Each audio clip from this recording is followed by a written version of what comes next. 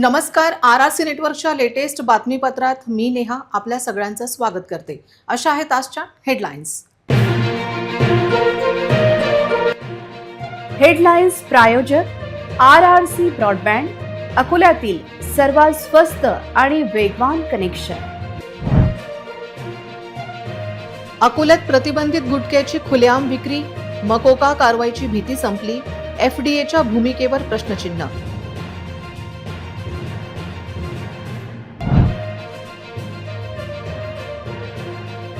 अकोला राजकारणात मोठा भूकंप, आमदार साजिद खान पठाण यांना धक्का, काँग्रेसचे 14 नगरसेवक बंडाच्या तयारीत.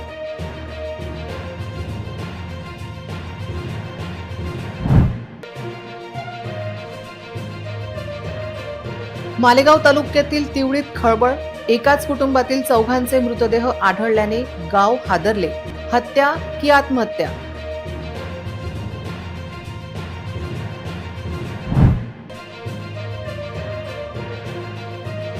अकोला जिल्ह्यात दुहेरी हत्याकांडाने थरकाप, 2 वेगवेगळ्या प्राणघातक हल्ल्यात 2 तरुणांचा मृत्यू.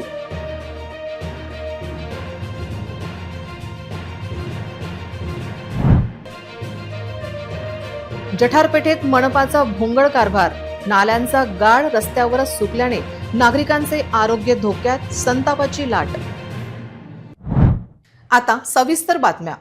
अकोल्याच्या चौकात गल्ली बोळात आणि पानटपऱ्यांवर आजकाल सहज हे समीकरण पाहायला मिळतं. विमल, वाहा, नजर, कालीबहार, नीलीबहार, हॉट, माणिकचंद, RMD आणि बाहुबली यासारख्या आरोग्याला घातक असणाऱ्या प्रतिबंधित गुटखा आणि सुगंधी सुपारीची विक्री अकोला शहरात खुलेआम सुरू आहे. अकोल्यात मकोकासाठी अनेक फिट केसेस आहे, पण अन्न व औषध प्रशासन विभाग टाळाटाळ करत असल्याची ओरड आहे. तरुण पिढीला कॅन्सरच्या खाईत लोटणाऱ्या या अनारोग्याच्या काळ्या बाजाराचा नेमका कोणाचा वरदहस्त आहे, असा संतप्त सवाल आता अकोलेकर उपस्थित करत आहेत. FDA आयुक्त मुंडे यांनी गुटखा माफियांच्या विरोधात मकोका लावण्याचा आदेश काढला असताना अकोल्यातील FDAचे अधिकारी पुढाकार घेण्यास टाळाटाळ करत आहेत. काहींनी तर गुटखा माफियांना वाचवण्याच्या सुपाऱ्या घेतल्या आहेत. अकोल्यात अनेक फिट केसेस असूनही त्याकडे विभागाच्या अधिकाऱ्यांचे दुर्लक्ष आहे. शहरात कालू, वहीद, नरेश, जैन आणि रामा नावाच्या गुटखा माफियांचे मोठे जाळे पसरले आहे, अशी चर्चा आहे. जर या माफियांच्या व्यतिरिक्त इतर कोणत्याही छोट्या विक्रेत्याने किंवा बाहेरच्या व्यक्तीने अकोल्यात माल आणण्याचा प्रयत्न केला तर त्याच्यावर अन्न व औषध प्रशासन आणि पोलीस विभागाकडून तात्काळ आणि कडक कारवाई केली जाते. मात्र गेल्या अनेक महिन्यांपासून शहरात राजरोसपणे कोट्यावधीची उलाढाल करणाऱ्या या मुख्य गुटखा माफियांना मात्र प्रशासनाकडून अभय का दिले जात आहे? त्यांच्यावर कारवाईचा बडगा का उगारला जात नाही? हा मोठा संशोधनाचा विषय आहे. छोट्या पान चालकांवर मकोकाची केस करणार का, अशी विचारणा होत आहे. अकोला महानगरपालिका आणि स्थानिक राजकारणातून अत्यंत खळबळजनक आणि धक्कादायक वृत्त समोर येत आहे. काँग्रेसचे आमदार साजिद खान पठाण यांच्या पायाखालची वाळू सरकली असून त्यांच्याच पक्षाचे तब्बल 14 नगरसेवक त्यांना एकाच वेळी मोठा राजकीय झटका देण्याच्या तयारीत आहेत. महानगरपालिकेत सत्ताधारी भारतीय जनता पक्षाने काँग्रेसला खिंडार पाडण्यासाठी कंबर कसली असून पडद्यामागून सुरू असलेल्या या मोठ्या गेम प्लॅनमुळे अकोला काँग्रेसमध्ये प्रचंड खळबळ माजली आहे. आमदार साजिद खान पठाण यांच्या घरातच लागलेली ही आग विझवण्यात ते अपयशी ठरल्यास अकोल्यातून काँग्रेसचा पूर्ण सफाया होण्याची दाट शक्यता निर्माण झाली आहे. भाजपच्या या ऑपरेशन कमळ सदृश्य खेळीमुळे अकोल्याच्या राजकारणाला कोणती नवीन कलाटणी मिळते याकडे संपूर्ण जिल्ह्याचे लक्ष लागले आहे. अकोला पश्चिमचे काँग्रेस आमदार साजिद खान पठाण यांचे आपल्याच पक्षाच्या नगरसेवकांवर अजिबात नियंत्रण राहिले नसल्याचे उघड झाले आहे. महानगरपालिकेत पूर्ण वर्चस्व राखण्यासाठी भाजपला नेमका हाच 14 नगरसेवकांचा स्वतंत्र गट हवा आहे. काँग्रेसला अकोल्यात भुईसपाट करण्यासाठी भाजपने आपली संपूर्ण शक्ती पणाला लावली असून बंडखोर नगरसेवकांसाठी पायघड्या अंथरल्या आहेत. या संपूर्ण बंडांच्या केंद्रस्थानी आहे जिल्हा नियोजन समितीचा कोट्यावधी रुपयांचा विकास निधी. याच कोट्यावधींच्या निधीचे मॅटर आता चव्हाट्यावर आले असून नगरसेवकांमध्ये तीव्र असंतोष आहे. हा कोट्यावधीचा निधी मिळवण्यासाठी काँग्रेसचे नगरसेवक थेट भाजपच्या दावणीला बांधले जाण्याची शक्यता व्यक्त केली जात आहे. मालेगाव तालुक्यातील तिवडी येथे एकाच कुटुंबातील 4घांचे मृतदेह आढळल्याने एकच खळबळ उडाली आहे. या चौघांची हत्या झाली की आत्महत्या हे शवविच्छेदनाच्या अहवालानंतर स्पष्ट होणार आहे. मात्र या घटनेमुळे तिवडी गावावर शोककळा पसरली असून सर्वत्र हळहळ व्यक्त होत आहे.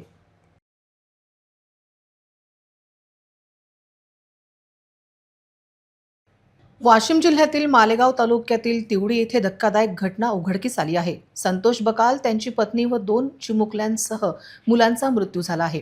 मुलांना विहिरीत टाकून संतोष यांनी टॉवरला गळफास घेतल्याची प्राथमिक माहिती समोर आली आहे. तरी हा आत्महत्येचा प्रकार की घातपात याचा तपास शिरपूर पोलीस करत आहेत. मृत महिलेच्या भावाने घातपाताचा आरोप केला असून घटनेमुळे परिसरात शोककळा पसरली आहे. मृत इंद्रायणी बकाल यांचे भाऊ सुधाकर इंगोले यांनी या घटनेत घातपाताचा संशय व्यक्त केला आहे. संतोष बकाल यांना सख्ख्या भावाकडून जीवे मारण्याच्या धमक्या मिळत होत्या व त्याचे रेकॉर्डिंगही उपलब्ध असल्याचा दावा त्यांनी केला. या प्रकरणी पूर्वी अनेकदा पोलिसात तक्रारी दिल्याचे सांगत निपक्ष चौकशी व दोषींवर कठोर कारवाईची मागणी त्यांनी केली आहे. इंद्रायणी संतोष बकालचा भाऊ आहे, माझी बहीण आहे धाकटी. याला किडनॅप करून मेहकरला नेलो, याच्यापासून बॉन्ड लिहून घेतला. पुऱ्या बॉन्डवर यानं सह्या घेतली. माझी जमीन राहिली म्हणून. याची जमीन 1 गुंठाही याच्याकडे राहिलेला नाही. 15 वर्ष झाले हा पाहुणा माझा बहीण आणि माझी भाऊजी हे जमीन वाहत होते. एक 2 महिना झाला, 2 महिने झाले की याच्याकडून पैसे घेत जाय, नाही तर तुला जीवानं मारतो. पाहुणे बसवत जात जाय, मीटिंग भरवत जात जाय. तो काही राहिलं नाही म्हणलं तरी म्हणे तू जीव घेतो, नाही तर तुला विहिरीत टाकतो, नाही तर विहिरीत भरतो. अशी रेकॉर्डिंग आहे माझ्याकडे याच्यात 3 जण लोक आहेत. याचा भाऊ, संतोषचा भाऊ, त्याची बायको आणि त्याचं पोरग आणि त्याची सासू, याचे 4 लोक आहेत. यायचं सगळं खरोखाच याच्यात हात यायचा. तुमचं म्हणणं आहे की याच्या अगोदरही 4 ते 5 रिपोर्ट त्याच्या नावाचे दिलेले आहेत पोलीस स्टेशनमध्ये. तुमचं म्हणणं हे आत्महत्या नसून घातपातच आहे, 100% घातपात आहे. याच्या अगोदरही 4 ते 5 वेळेस त्याच्या नावाचे स्वतः रिपोर्ट दिलेले आहेत. माझ्या वडिलांनी सुद्धा दिलेला आहे त्याच्या नावाचा रिपोर्ट, माझ्या बहिणीनं सुद्धा दिलेला आहे. 8-15 दिवसाच्या अगोदरची गोष्ट ही आहे. ही लय गोष्टी दिवस पण झाले नाहीत. आता 8-15 दिवसा अगोदर त्याला मारलं, तिला मारलं पण त्यानं. घटनेची माहिती मिळताच शिरपूर पोलिसांनी घटनास्थळी धाव घेत तपास सुरू केला. 4ही मृतदेहांचे शवविच्छेदन करण्यात आले असून आत्महत्या की घातपात याबाबत अद्याप कोणतीही अधिकृत माहिती समोर आलेली नाही.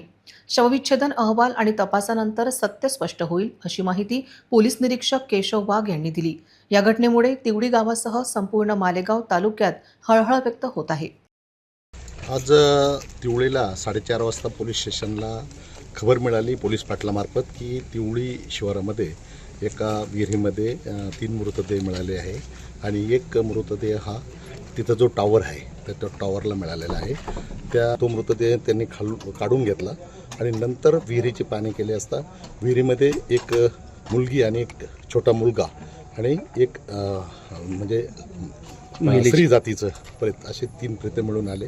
त्यांना सुरक्षितपणे त्यांनी वर काढलेलं आहे आणि नंतर तिथून मर्च्युरीमध्ये इथे आणलेले आहे. ही घातपात आहे की काय आत्महत्या? कुठलाही आता या संदर्भामध्ये कुठलंही काही बोलता येणार नाही, कारण सदर हे मर्च्युरीमध्ये ठेवलेले असल्यामुळे आणि माननीय वैद्यकीय अधिकारी मालेगाव यांच्यामार्फत जेव्हा तपासणी होईल तर त्यावरच आपल्याला निष्कर्ष काढता येईल. प्राथमिक अंदाज काही? प्राथमिक कुठलाही अंदाज आता वर्तवणं शक्य होणार नाही, कारण जोपर्यंत PM होत नाही तोपर्यंत कुठलाही अंदाज व्यक्त करता येणार नाही.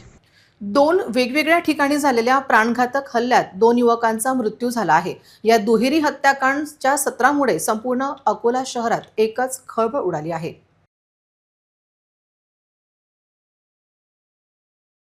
शहर पोलीस दलाच्या रामदासपेठ पोलीस स्टेशन अंतर्गत येणाऱ्या तारफैल परिसरात काल रात्री 12 वाजेच्या सुमारास एका युवकाची चाकूने भोसकून हत्या करण्यात आली. अंकुश नंदू गवडी, राहणार अकोटफाईल अकोला असे मृत पावलेल्या युवकाचे नाव आहे. मिळालेल्या माहितीनुसार अंकुश गवडी हा रात्री तारफैल परिसरात असताना अचानक 3 ते 4 अनोळखी हल्लेखोरांनी त्याच्यावर धारदार चाकूने सपासप वार केले. हा हल्ला इतका भीषण होता की गंभीर जखमी झालेल्या अंकुशचा घटनास्थळावरच रक्ताच्या थारोळ्यात पडून मृत्यू झाला. घटनेची माहिती मिळताच रामदासपेठ पोलिसांनी तातडीने धाव घेत मृतदेह शवविच्छेदनासाठी शासकीय रुग्णालयात पाठवला. मृतकाच्या नातेवाईकांच्या प्रेमसंबंधाच्या वादाची कुरापत काढून आरोपींनी अंकुशला टार्गेट केल्याचा संशय व्यक्त केला जात आहे. पोलीस या दिशेने कसून तपास करत आहेत. आज रामदासपेठ पोलीस स्टेशनच्या हद्दीमध्ये जवळपास रात्री 11:30 ते 11:15 दरम्यान एक अंकित धम्मपाल नंदागोळी नावाची व्यक्ती आहे. त्याचा खून झाल्याची माहिती आम्हाला प्राथमिक मिळाली होती. आम्ही तत्पर घटनास्थळी आलो आहे. घटनास्थळी आम्ही बघितलं आहे, त्याला तो इथे मृतावस्थेत पडलेला होता. त्याला आम्ही तत्परतेने GMC ला हलवलं आहे. त्याचप्रमाणे आम्ही गुन्ह्याची माहिती घेतली आहे प्राथमिक. तर मारणारे हे त्याचे नातेवाईक व संबंधित लोक असल्याची प्राथमिक माहिती आम्हाला मिळाली आहे. व सदरचा वाद हा त्यांच्या जुना वाद सुरू आहे. काहीतरी कौटुंबिक वाद आहे. अनैतिक संबंधाचा प्रकार दिसून येत आहे प्राथमिक दृष्ट्या, जी आम्ही माहिती काढली. तर त्या दृष्टीने आमचा शोध सुरू आहे आणि आरोपीचा शोध सुरू आहे. प्राथमिक दृष्ट्या आम्हाला 2 ते 3 आरोपी असल्याची माहिती मिळाली आहे. बॉडीची पाहणी केली असता शार्प वेपन यूज केल्याचं दिसून येत आहे. पातूर पोलीस स्टेशनच्या हद्दीत येणाऱ्या कार्ला शिवार येथील सुधाकरराव नाईक आश्रमशाळेच्या गेटसमोर एका 17 वर्षीय युवकाचा धारदार शस्त्राने खून करण्यात आल्याची घटना घडली. यश गजानन गिरे असे मृतक युवकाचे नाव असून या घटनेमुळे परिसरात खळबळ उडाली आहे. ही घटना आज सकाळी अंदाजे 5 ते 5:30 वाजण्याच्या सुमारास घडली. यश गिरे हा रक्ताच्या थारोड्यात पडलेला असल्याचे काही नागरिकांच्या निदर्शनास आले. त्यांनी तातडीने त्याला आलेगाव येथील खासगी रुग्णालयात उपचारासाठी नेले. मात्र त्याची गंभीर प्रकृती पाहता पुढील उपचारासाठी अकोला येथील शासकीय वैद्यकीय महाविद्यालयात हलवण्यात आले. परंतु उपचारापूर्वीच त्याचा मृत्यू झाला होता. आरोपीच्या शोधात पथक निघाले असून तिघांवर संशय आहे. आज सकाळी गजानन गिरे नावाचा एक 18 वर्षाचा मुलगा आहे. त्याला स्टॅबिंग करण्यात आलेलं आहे आणि त्या स्टॅबिंगमुळे त्याची डेथ झाली आहे आणि तो सध्या आता आयकॉनला आहे. त्याची पोस्टमॉर्टमची तयारी सुरू आहे. त्याच्यामध्ये त्याचा जो मर्डर करणारे लोक आहेत ते 3 मुलं आता निष्पन्न झालेले आहेत. त्याच्यामध्ये एक चैतन्य काळपांडे, जतीन क्षीरसागर आणि क्षितिज निमकंडे असे 3 इकडचे सिद्धांत भागातले मुलं आहेत. नेमकं कारण काय आहे ते अद्यापर्यंत कळून आलेलं नाही. आता तपास सुरू आहे. एक आरोपी आमच्या ताब्यात असल्याचं आता मला कळालेलं आहे. तपास करू आणि त्याच्यानंतर खरं कारण काय याच्या मागचं कळेल.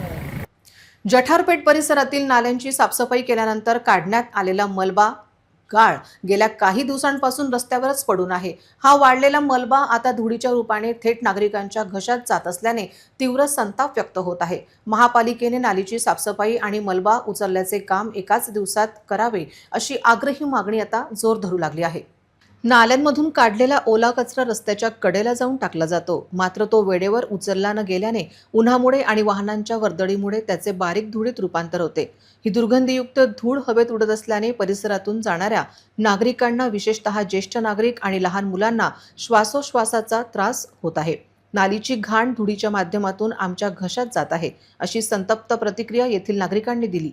जठारपेठ हा भाग व्यापारीदृष्ट्या आणखी खाद्य पदार्थांच्या दुकानांसाठी ओळखला जातो. या मुख्य रस्त्यावर अनेक हॉटेल्स, चहाच्या टपऱ्या आणि स्ट्रीट फूडचे स्टॉल आहेत. रस्त्यावरील उडणारी ही दूषित धूळ थेट खाद्यपदार्थावर बसत असल्याने नागरिकांच्या आरोग्याला दुहेरी धोका निर्माण झाला आहे. त्यामुळे या परिसरातील खाद्य दुकानदारांनी आपले पदार्थ व्यवस्थित झाकून ठेवावेत आणि स्वच्छतेबाबत कमालीची दक्षता घ्यावी असे आवाहनही सुज्ञ नागरिकांकडून केले जात आहे. या गंभीर समस्येकडे महानगरपालिकेच्या स्वच्छता विभागाने तातडीने लक्ष देऊन रस्त्यावरील मलबा त्वरित हटवावा अशी मागणी परिसरातील नागरिकांनी केली आहे. अन्यथा आंदोलनाचा पवित्रा घेण्याचा इशाराही काही स्थानिकांनी दिला आहे. महानगरातील विविध अनाथ व निराधार गृहात राहणाऱ्या व त्याचप्रमाणे आईवडिलांचे छत्र हरवून आपल्या नातलगांकडे राहत असणाऱ्या स्वनाथ बालकांसाठी विश्वमांगल्य स्वनाथ परिषदच्या माध्यमातून सुरू असलेल्या मामाच्या गावाला जाऊया या उपक्रमास उत्स्फूर्त प्रतिसाद मिळत असून बालकांवर विविध संस्काराचे रोपण करण्यात येत आहे. विश्वमांगल्य स्वनाथ परिषदेच्या वतीने मनुताई कन्या शाळेत शनिवारी आयोजित पत्रकार परिषद प्रशांत हरताळकर, विश्वमांगल्य सभेच्या डॉक्टर वृषाली जोशी, पल्लवी कुलकर्णी, कार्यक्रम संयोजिका आरती लड्डा, सोनिया तराळकर यांनी दिली. शिक्षण, आरोग्य, संस्कार, सुरक्षा व स्वयंरोजगार या 5 सूत्रांवर अनाथ व निराधार बालकांच्या पुनर्वसनासाठी विश्वमांगल्य स्वनाथ परिषद सेवा कार्य करीत आहे. समाजाच्या मातृशक्तींनी अशी निराधार व अनाथ बालक बालिका 1 वर्षासाठी दत्तक घेऊन त्यांच्यावर सुयोग्य शिक्षणाचे, संस्काराचे रोपण करून त्यांना आईची माया, प्रेम दिले आहे. अशा या उपक्रमाचे हे 3रे वर्ष असून त्याच अनुषंगाने अशा बालकांच्या सर्व कष्ट विकास व संस्कारासाठी मामाच्या गावाला जाऊया हा उपक्रम साकार करण्यात आला असून या उपक्रमात स्वनाथ असलेल्या 60 बालकांनी सहभाग नोंदवला असल्याचे यावेळी सांगण्यात आले. यासाठी बालकांचे 3 दिवसीय सामूहिक शिबिर मनुताई कन्याशाळेत सुरू असून त्याला उत्स्फूर्त प्रतिसाद मिळत आहे. दिनांक 12 जून रोजी या शिबिराचा प्रारंभ गुजरात गांधीनगर येथील लाल अनुसंधान विद्यापीठाचे कुलपती TS जोशी यांच्या हस्ते करण्यात आला आहे. या शिबिरात सहभागी झालेले 60 बालक बालिका आपल्या वार्षिक दत्तक माता समवेत विविध मानसिक, शारीरिक, बौद्धिक गुण व कला आत्मसात करीत आहेत. या शिबिराचा समारोप रविवार दिनांक 14 जून रोजी होणार असून या समारोपीय सोहळ्यात मातृशक्तींनी मोठ्या संख्येने उपस्थित राहण्याचे आवाहन यावेळी करण्यात आले. या 3 दिवसीय उपक्रमास विश्वमांगल्य स्वनाथ परिषदेच्या निशा टावरी, कल्पना भुतडा, सोनल रायपुरे, माणिक नेरकर, कविता मालू, भाग्यश्री साबळे, पुष्पा वानखडे, अश्विनी जकाते, पल्लवी रावणकर, शोभा गोयनका, सोनल ठक्कर, गिरिजा जागीरदार, संतोष कुलकर्णी, चंदू लड्डा आदी सेवा देत असल्याचे यावेळी सांगण्यात आले. माँ की आवश्यकता बच्चा साथ में ही रखने की जरूरी नहीं है. वो आज भी जितने साल से आज, लेकिन अगर हम महीने में 2 बार उनसे बात करेंगे, अगर महीने में 2 बार हम एक आध बार उससे मिलने जाएंगे, स्कूल में जाएंगे जैसे हम अपने बच्चों के जाते हैं, अगर हम उसको पूछेंगे कि भाई तेरी तबीयत कैसी है, कुछ तुझे चाहिए क्या, तेरा पढ़ाई कैसे चल, हमने एक जो प्रकल्प शुरू किया हर बच्चे को माँ, ये एक डिस्टेंट पेरेंटिंग का प्रकल्प है. तांदडी गावात एक अत्यंत धक्कादायक आणि चिंताजनक घटना समोर आली आहे. एका मेंढपाळाच्या तब्बल 50 ते 60 मेंढ्यांचा अचानक गूढ मृत्यू झाल्याने संपूर्ण परिसरात खळबळ उडाली आहे. या मोठ्या नुकसानामुळे मेंढपाळ कुटुंबावर आभाळ कोसळले असून शासनाने तातडीने मदत करावी अशी मागणी केली जात आहे.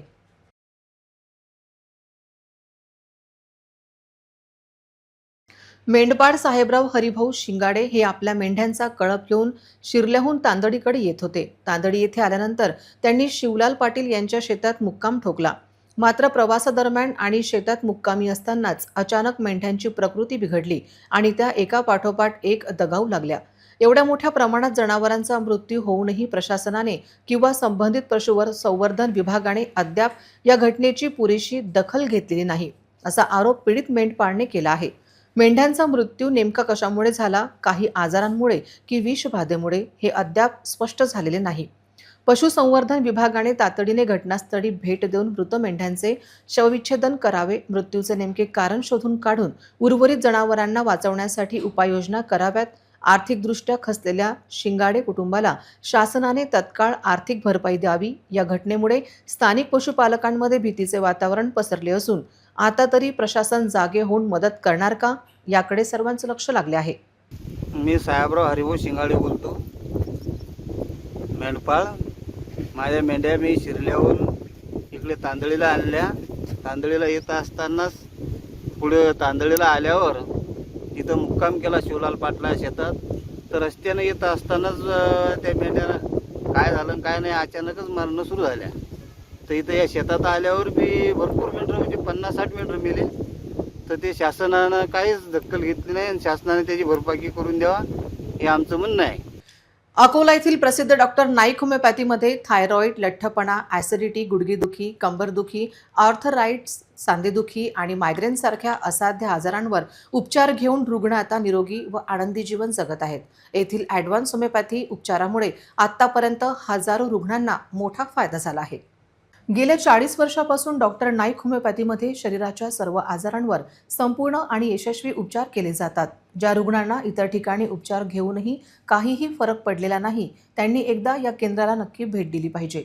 अधिक माहितीसाठी रुग्ण आणि त्यांचे नातेवाईक 91 75 95 71 29 किंवा 91 30 016 12 9 या मोबाईल क्रमांकावर संपर्क साधू शकतात अथवा आणि त्यांच्या नाईकहोमिओपॅथी.com यूट्यूबवर चॅनेलवरही अधिक माहिती मिळू शकतात. येथे उपचार घेऊन पूर्णपणे बऱ्या झालेल्या आरती नावाच्या एका महिला रुग्णाने आपला अनुभव शेअर करताना सांगितले, माझे नाव मिताली. नाईक होमिओपॅथी येथे येण्याअगोदर मला गेल्या 10 ते 12 वर्षापासून थायरॉईडचा त्रास होता. वजन वाढले होते, शरीरावर सूज होती. नाईक होमिओपॅथीमध्ये 1 महिन्याच्या उपचारानंतर माझे 3 किलो वजन कमी झाले. थायरॉईडचा रिपोर्टही नॉर्मल आला. येथील ॲडव्हान्स होमिओपॅथी उपचाराने मी 80% समाधानी आहे. माझं नाव गीतल शेवाळे. मला 10-12 वर्षापासून थायरॉईडचा त्रास होता, पण एका महिन्यातच नाईक होमिओपॅथीमध्ये मला खूप चांगला रिझल्ट आला. माझं एका महिन्यात 3 किलो वजन कमी झालं आणि थायरॉईडचे रिपोर्ट पण नॉर्मल आले. चेहऱ्यावर पायांवर जी सूज येत होती ती पूर्ण कमी झाली. मला आता म्हणजे 80% पर्यंत एका महिन्यात त्रास माझा कमी झाला. मला 6 महिन्यांचा कोर्स करायला सांगितले. तो कोर्स मी पूर्ण करणार. माझ्या थायरॉईडची गोळीची पावर मी कमी करून घेणार. थँक्यू. अकोला महानगरपालिका कार्यालय समोरील रस्त्याचे काम नुकतेच पूर्ण करण्यात आले. मात्र कामानंतर रस्त्यावर मोठ्या प्रमाणात गिट्टी टाकून ठेवण्यात आल्याने वाहन चालकांच्या सुरक्षिततेचा प्रश्न निर्माण झाला आहे. विशेषतः दुचाकीस्वारांना या गिट्टीचा मोठा फटका बसत असून वाहन घसरण्याच्या घटनांमुळे अपघाताची भीती वाढली आहे. प्रशासन आणि संबंधित ठेकेदारांच्या हलगर्जीपणामुळे नागरिकांमध्ये संताप व्यक्त केला जात आहे. अकोला महानगरपालिका कार्यालय समोरील मुख्य मार्ग हा शहरातील अत्यंत वर्दळीचा मार्ग म्हणून ओळखला जातो. या मार्गावर नुकतेच रस्त्याचे काम करण्यात आले. मात्र काम पूर्ण झाल्यानंतर रस्त्यावर पडलेली सैल गिट्टी हटवण्याची तसदी घेण्यात आलेली नसल्याचे दिसून आले. रस्त्यावर विखुरलेली गिट्टी वाहनांच्या चाकाखाली येत असल्याने दुचाकी स्वारांचे संतुलन बिघडत आहे. अनेक वाहन चालकांना अचानक ब्रेक लावताना किंवा वळण घेताना घसरण्याचा धोका निर्माण होत आहे. त्यामुळे नागरिकांमध्ये भीतीचे वातावरण निर्माण झाले आहे. दररोज हजारो नागरिक या मार्गाचा वापर करतात. महानगरपालिका कार्यालय, शासकीय कार्यालय आणि व्यापारी भागाकडे जाणाऱ्या वाहनांची सतत वर्दळ असते. अशा ठिकाणी रस्त्यावर सैल गिट्टी पडून राहणे ही गंभीर बाब मानली जात आहे. प्रशासनाने तातडीने रस्त्यावरील गिट्टी हटवून सुरक्षित वाहतुकीसाठी आवश्यक उपाययोजना कराव्यात अशी मागणी नागरिकांकडून करण्यात येत आहे. अमरावती जिल्ह्यातील अंजनगाव तालुक्यातील रहिमापूर पोलीस ठाण्याच्या हद्दीतून मानवी संवेदनांना हादरून सोडणारी एक अत्यंत गंभीर घटना समोर आली आहे. विहीगाव परिसरात शेतात काम करत असलेल्या एका वृद्ध शेतकऱ्याचे हातपाय बांधून त्यांना जबरदस्तीने विष पाजल्याचा धक्कादायक आरोप करण्यात आला आहे. या अमानुष घटनेमुळे संपूर्ण परिसरात प्रचंड खळबळ उडाली असून ग्रामीण भागातील कायदा व सुव्यवस्थेवर आता मोठे प्रश्नचिन्ह निर्माण झाले आहे. विहीगाव येथील वृद्ध शेतकरी दादाराव अभ्यंकर हे नेहमीप्रमाणे आपल्या शेतात काम करत होते. आरोपीनुसार याच दरम्यान निखिल गणेश आणि त्याच्यासोबत असलेल्या इतर 3 जणांनी त्यांच्यावर अचानक हल्ला केला. इतकेच नव्हे तर या संशयितांनी वृद्धाचे हातपाय बांधून त्यांना जबरदस्तीने विष पाजल्याचे तक्रारीत नमूद करण्यात आले आहे. पीडित शेतकरी आणि आरोपी यांच्यात आधीपासूनच जुना वाद सुरू होता. याच वादाचा वचपा काढण्यासाठी हे टोकाचे पाऊल उचलण्यात आल्याचे बोलले जात आहे. विष पाजल्यामुळे दादाराव अभ्यंकर यांची प्रकृती अत्यंत गंभीर झाली असून त्यांना तातडीने उपचारासाठी अमरावती येथील रुग्णालयात दाखल करण्यात आले. सध्या त्यांच्यावर उपचार सुरू आहेत. या प्रकरणी रहिमापूर पोलीस ठाण्यात गुन्हा नोंदवण्यात आला असून पोलिसांनी घटनास्थळाचा पंचनामा केला. साक्षीदारांचे जबाब नोंदवणे आणि आरोपीचा शोध घेणे सुरू आहे. अमरावती शहर पोलीस आयुक्तालयाअंतर्गत येणाऱ्या सिटी कोतवाली पोलिसांनी वाहन चोरांच्या मुसक्या आवळत एक मोठी कारवाई केली आहे. सराईत गुन्हेगारांकडून पोलिसांनी तब्बल 3,50,000 रुपये किमतीच्या 10 मोटारसायकली जप्त केल्या असून याद्वारे अमरावती शहर आणि इतर पोलीस ठाण्यांमधून एकूण 9 गुन्हे उघडकीस आणण्यात पोलिसांना यश आले आहे. वरिष्ठ अधिकाऱ्यांच्या मार्गदर्शनात सिटी कोतवालीच्या डीबी पथकाने तांत्रिक विश्लेषण आणि गुप्त बातमीदारांकडून मिळालेल्या माहितीच्या आधारे तपास चक्रे फिरवली. संशयावरून पोलिसांनी 3 आरोपींना ताब्यात घेतले. यात राहुल संतोष सोळंके वय वर्ष 24 राहणार माडीपुरा कारंजालाड जिल्हा वाशिम, लखन उत्तमराव चव्हाण वय 26 वर्ष राहणार अळणगाव तालुका भातकुली जिल्हा अमरावती, महादेव उत्तमराव चव्हाण वय 28 वर्ष राहणार अळणगाव तालुका भातकुली जिल्हा अमरावती यांना पोलीस खाक्या दाखवताच आरोपींनी अमरावती शहर व इतर परिसरातून दुचाकी चोरल्याची कबुली दिली. त्यांच्याकडून गुन्ह्यातील आणि इतर ठिकाणांहून चोरलेल्या एकूण 10 मोटारसायकली जप्त केल्या गेल्या. सदरची धडक कारवाई पोलीस आयुक्त राकेश ओला, पोलीस उपायुक्त श्याम घुगे आणि सहाय्यक पोलीस आयुक्त संजय खताडे यांच्या मार्गदर्शनाखाली करण्यात आली. अमरावती शहरात वाढत्या वाहन चोरीच्या घटनांना आळा घालण्याच्या दृष्टीने सिटी कोतवाली पोलिसांची ही कारवाई अत्यंत महत्त्वाची मानली जात असून नागरिकांनी पोलिसांच्या या कामगिरीचे कौतुक केले आहे.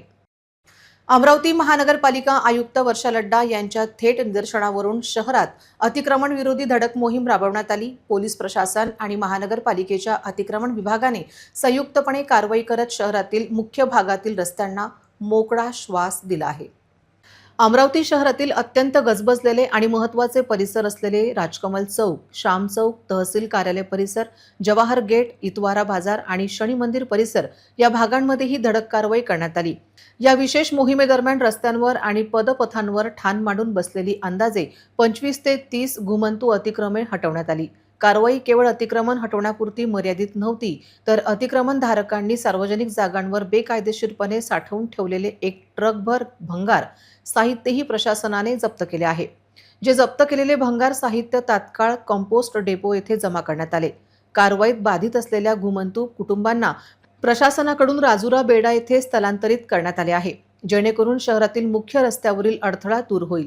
शहरातील रस्ते, चौक आणि पदपथ अतिक्रमणमुक्त करणे, वाहतूक कोंडी फोडून ती सुरळीत करणे तसेच नागरिकांना सुरक्षित आणि स्वच्छ वातावरण देणे हाच या मोहिमेचा मुख्य उद्देश आहे. पुन्हा एक नजर टाकूया आजच्या प्रमुख घडामोडींवर.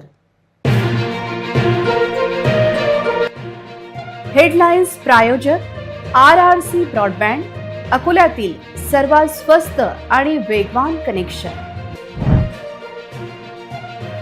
अकोल्यात प्रतिबंधित गुटख्याची खुलेआम विक्री, मकोका कारवाईची भीती संपली, FDAच्या भूमिकेवर प्रश्नचिन्ह.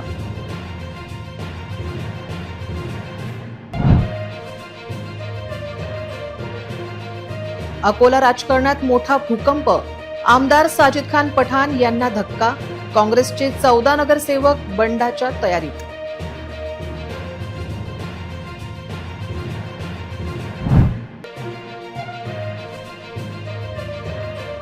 मालेगाव तालुक्यातील तिवडीत खळबळ, एकाच कुटुंबातील 4 मृतदेह आढळल्याने गाव हादरले.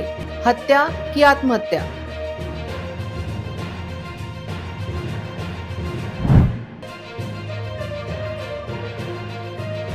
अकोला जिल्ह्यात दुहेरी हत्याकांडाने थरकाप, 2 वेगवेगळ्या प्राणघातक हल्ल्यात 2 तरुणांचा मृत्यू.